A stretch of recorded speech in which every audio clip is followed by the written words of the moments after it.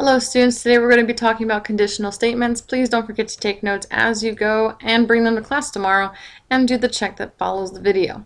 So just to give you some definitions, a conditional statement is also known as an if-then statement. And as you can see, there are two parts to that. The first part would be our if portion. The if portion is typically our hypothesis. So in this case, we also call it P.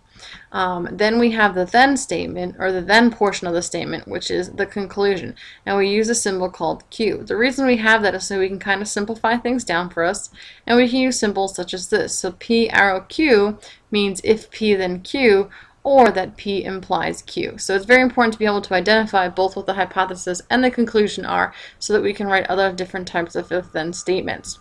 Before we get into that, we just need to be aware that we also can identify our truth values. So this means we're going to be determining whether the statement is true or false. And just like we were talking about the other day, is that to show that something is true, you have to show that for every time the hypothesis is true, then that conclusion is also true. But remember, to show that something is false, you only need to find one counterexample to do so. So let's go through an example of how to identify the different parts. So if we have the statement, if an animal is a robin, then the animal is a bird. So we want to identify the two important pieces, our hypothesis and a conclusion. Well, in this example here, the hypothesis follows the if. So in this one, it would be an animal is a robin. So then the conclusion follows the then, so the animal is a bird. And what we're going to be doing is taking these two pieces, the hypothesis and conclusion, and rewriting them in different ways. And those are the other types of statements we can have. So the first one would be our conditional, the next would be our converse, then our inverse, and finally our contrapositive. So this will take our original statement and rearrange it in a different way. So the conditional is using the given hypothesis and conclusion. So for example, if the measure of angle A is equal to 15, then angle A is acute. So the way we read it using symbols, this would be if P, then Q. So now the converse, inverse, contrapositive now takes that original conditional statement and rearranges them in different ways. So the converse would take whatever the hypothesis and the conclusion is, and it would exchange places. So for our example here, it would now read, if the angle of A is acute, then the measure of angle A is 15. In symbols, it would be if Q, then P. Our inverse takes our original conditional statement and negates them. So what that means is, instead of saying if the measure of angle A is equal to 15, we would now say if the measure of angle A is not equal to 15, then angle A is not acute. So in other words, we're taking the if P, then Q, and now saying if not P, then not Q. So we're going to be negating both of those for the conditional.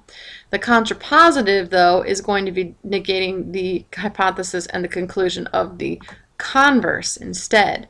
So the converse was if angle A is acute, then the measure of angle A is 15. What we're going to do now is negate that statement. So if the measure of angle A, or if angle A is not acute, then the measure of angle A is not equal to 15. So in terms of symbols, this would read if not Q, then not P. So these are our four statements that can be associated with a hypothesis and conclusion, and we can also assign them a truth value. So you want to go through each of those statements and determine whether something is true or false. So for example, if the measure of angle A is 15, then angle A is acute. That is a true statement. It's essentially the definition of an acute angle. If angle A is acute, then the measure of angle A is equal to 15 is a false statement because it doesn't have to be 15. It can be, 30 degrees, anything between 0 and 90 degrees.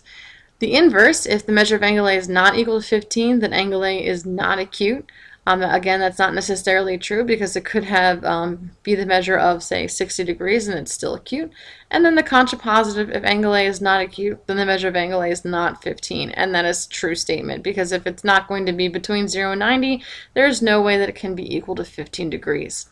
So here's just another way to kind of organize the information. Again, it's whatever is best for you, but this is just another way to look at it. So our conditional and our converse, we switch places with the P and the Q. Then the contrapositive takes that converse and negates it. And then the inverse goes ahead and switches placements like that.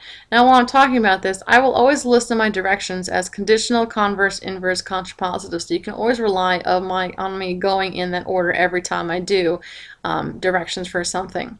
So one other thing we have is something called the biconditional.